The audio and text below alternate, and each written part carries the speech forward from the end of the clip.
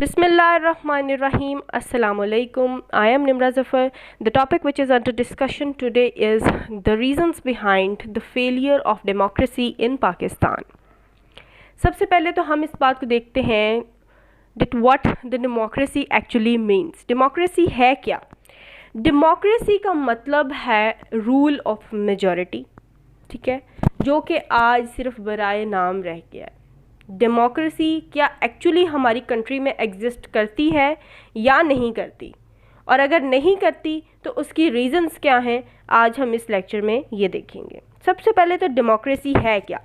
Democracy जो है वो दो वर्ड से निकला है. एक तो डेमोस जिसका मतलब है पीपल, और क्रेसी का मतलब है गवर्नमेंट या रूल. तो डेमोक्रेसी क्या है? गवर्नमेंट ऑफ पीपल या फिर rule of people, majority, rule of majority. तो डेमोक्रेटिक सिस्टम एक ऐसा सिस्टम ऑफ गवर्नमेंट है जो कि जिसमें सुप्रीम पावर किसके पास होती है? लोगों के पास होती है. लोग एक्सरसाइज करते हैं उस पावर को और डायरेक्टली या इनडायरेक्टली इंडिविजुअल्स को चुनते हैं या इलेक्शंस के थ्रू अपने रिप्रेजेंटेटिव्स को चुनते हैं और फिर वो उनके थ्रू जो है वो हुकूमत करते हैं. This is called as democracy. ठीक है, अब हम रीजंस देखते हैं कि हमारी कंट्री में डेमोक्रेसी एग्जिस्ट क्यों नहीं करती. सबसे पहली रीज़न है वीक फॉरेन पॉलिसी. सबसे पहली बात तो हमारे मुल्क की फॉरेन पॉलिसी जो है वो स्ट्रॉन्ग नहीं है. लेकिन जब हमारे मुल्क की फॉरेन पॉलिसी ही स्ट्रॉन्ग नहीं होगी, वही वीक होगी, तो हम डेमोक्रेटिक स्टेट कैसे बन सकते हैं? क्योंकि actually do you really think कि हमारी जो फॉरेन पॉलिसी है वो हम खुद बना रहे हैं या जो हमारे रिप्रेजेंटेटिव्स हैं वो खुद बना रहे हैं इसको? नो, एक्चुअली हम क्या कर रहे हैं? हम वेस्ट पर डिपेंड कर रहे हैं. ठीक है, हमारी फॉरेन पॉलिसी ही हम खुद नहीं बना रहे, हम किसी के अंडर हैं. ठीक है, हम डिपेंड करते हैं किसी और पर. इस वजह से हमारी फॉरेन पॉलिसी बहुत ज़्यादा वीक है, क्योंकि दूसरे हम एक अंडर डेवलप्ड कंट्री हैं, जिसकी वजह से हमें अपने मुफाद या अपने इंटरेस्ट के लिए हमें दूसरों पर डिपेंड करना पड़ता है. जो वो दूसरे कहते हैं हम वो कर लेते हैं. This is the reality.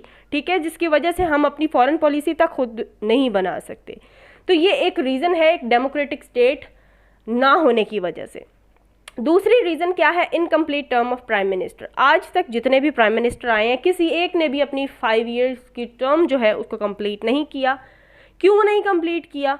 Military intervention की वजह से नहीं किया. सारे जो रीजंस है ना डेमोक्रेटिक स्टेट ना होने की वजह से या फेलियर ऑफ डेमोक्रेसी की, वो सब एक दूसरे के साथ ओवरलैप करती हैं. ठीक है, incomplete term of prime minister अपनी टर्म कंप्लीट ही नहीं करते. ठीक है, उन्हें मौका ही नहीं दिया जाता कि वो अपनी टर्म कंप्लीट करें या इस मुल्क के लिए कुछ करके दिखाएं. ठीक है, जैसे ही किसी और का इंटरेस्ट जो है वो दब रहा होता है, उनकी टर्म को ही ख़त्म कर दिया जाता है. ठीक है, क्यों नहीं ख़त्म किया जाता? वोट ऑफ नो कॉन्फिडेंस इसकी रीज़न है, या जो भी इसकी रीज़न है उसके थ्रू इनकी टर्म ही कंप्लीट नहीं होती. तीसरा पॉइंट है डिपेंडेंस ऑन वेस्ट. ये वही पॉइंट आ गया कि जब हम अपने मुफाद या इंटरेस्ट के लिए, क्योंकि हम एक अंडर डेवलप्ड कंट्री हैं, हम दूसरी कंट्रीज़ पर डिपेंड करते हैं, जिसकी वजह से डेमोक्रेसी फेल है. ठीक है, उसके बाद फोर्थ वन है मिलिट्री इंटरवेंशन. शुरू से लेके अब तक जितने भी प्राइम मिनिस्टर आए हैं उन्होंने अपनी टर्म कंप्लीट नहीं की. क्यों नहीं की टर्म कंप्लीट? मार्शल लॉ लग जाता है. जब मिलिट्री इंटरवेंशन होती है ना, फॉर एग्जांपल अब देखिए, आप पॉलिटिक्स में आप मिलिट्री इंटरवेंशन कर रहे हैं, ठीक है, उसके थ्रू क्या होता है? मार्शल लॉ लग जाता है, एक बंदे की हुकूमत आ जाती है, तो डेमोक्रेसी तो खाक में मिल गई. ठीक है, डेमोक्रेटिक स्टेट क्या है? जब इलेक्शन होते हैं, लोग इलेक्ट करते हैं लोगों को, अपने रिप्रेजेंटेटिव्स को, और वो हुकूमत करते हैं. ठीक है, वो लोगों के बिहाफ पर हुकूमत कर रहे हैं. लेकिन मिलिट्री इंटरवेंशन क्या है? मार्शल लॉ लगता है, एक बंदा आता है वो हुकूमत करता है. यहाँ पर डेमोक्रेसी तो बिल्कुल भी नज़र ही नहीं आती कहीं पे. उसके बाद आ जाते हैं नंबर 5 पे, करप्शन. हमारी कंट्री में करप्शन इतनी ज़्यादा बढ़ चुकी है, हर बंदा करप्ट है. करप्शन की वजह से क्या है? हम अंडर डेवलप्ड ही रह गए हैं. करप्शन एक जड़ है, हर मसले की जड़ करप्शन निकल रही है. ठीक है, तो करप्शन एक रीज़न है जिसकी वजह से हम डेमोक्रेटिक स्टेट नहीं कहला सकते. उसके बाद नो अकाउंटेबिलिटी, वही चीज़ आ गई. करप्शन किस लिए है? नो अकाउंटेबिलिटी की वजह से. कोई आंसरेबल नहीं है, किसी को कोई पूछने वाला नहीं है, अकाउंटेबिलिटी ही नहीं है, तो डेमोक्रेटिक स्टेट कैसे बन सकते हैं।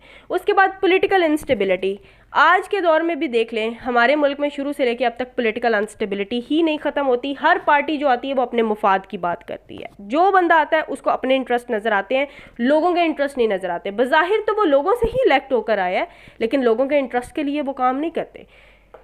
तो पॉलिटिकल इंस्टेबिलिटी भी एक बहुत बड़ी रीज़न है डेमोक्रेसी के फेलियर की। उसके बाद इंस्टीट्यूशनल क्राइसिस, हमारी कंट्री में इंस्टीट्यूशनल क्राइसिस बहुत ज़्यादा है। जो भी किसी भी चीज़ के लिए इंस्टीट्यूशंस या तो बनते नहीं हैं, और इंस्टीट्यूशंस बनते हैं तो जैसे कि पहले हमने देखा कोई अकाउंटेबिलिटी नहीं है, ठीक है।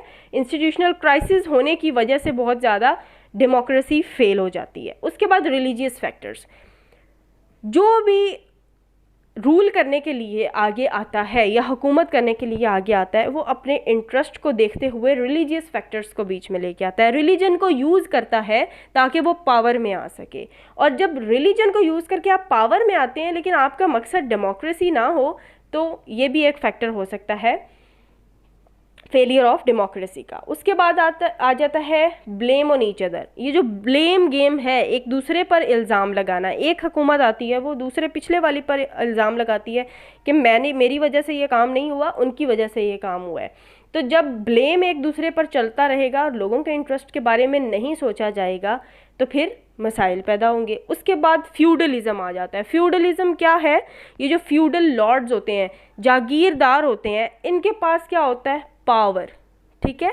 इनके पास पावर होती है, ये क्या करते हैं? ख़रीद लेते हैं, पैसे देते हैं, रिश्वत देते हैं, करप्शन बढ़ जाती है। इसीलिए मैंने आपको बताया कि ये जितने भी पॉइंट्स हैं ये सब आपस में ओवरलैप करते हैं, ठीक है। किसी ना किसी तरह इनका आपस में लिंक है।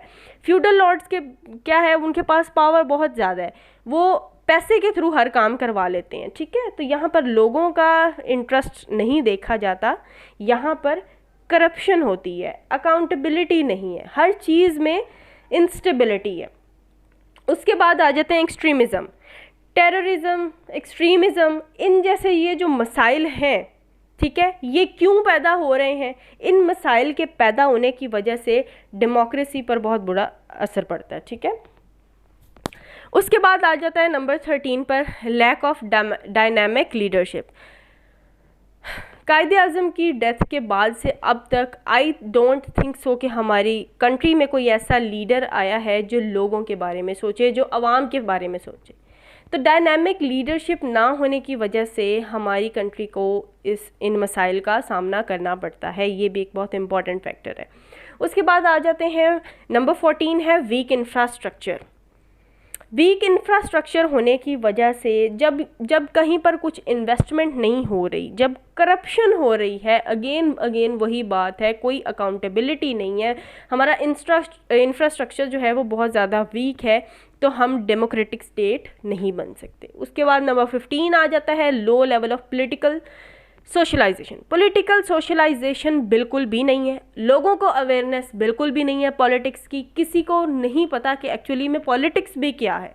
हमारे जो पॉलिटिशियंस हैं वो मेजॉरिटी क्या है, उनकी कोई क्वालिफिकेशन नहीं है, कोई जो है किसी को अवेयरनेस ही नहीं है पॉलिटिकल जो सिस्टम है हमारा उसके बारे में, ठीक है। तो ये एक बहुत बड़ी रीज़न है फेलियर ऑफ डेमोक्रेसी की। अब आगे हम एक बहुत कॉमन जो एक डेमोक्रेसी की डेफिनेशन है बाय अब्राहम लिंकन, वो देखते हैं कि डेमोक्रेसी क्या है। Democracy is the government, democracy एक गवर्नमेंट सिस्टम ऑफ गवर्नमेंट है, of the people, by the people, for the people, जिसमें क्या है, लोगों की गवर्नमेंट है, लोग ही इलेक्ट करते हैं अपने रिप्रेजेंटेटिव्स को, तो वो लोगों के थ्रू वो गवर्नमेंट बन रही है। किसके लिए बन रही है? अगेन लोगों के लिए ही बन रही है।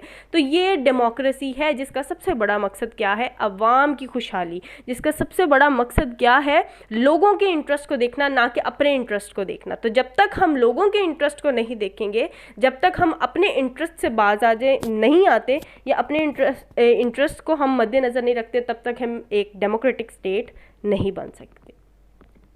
So this was all about our today's lecture. Thanks for watching the video, and if you like the video then don't forget to like, share and comment. Thank you so much.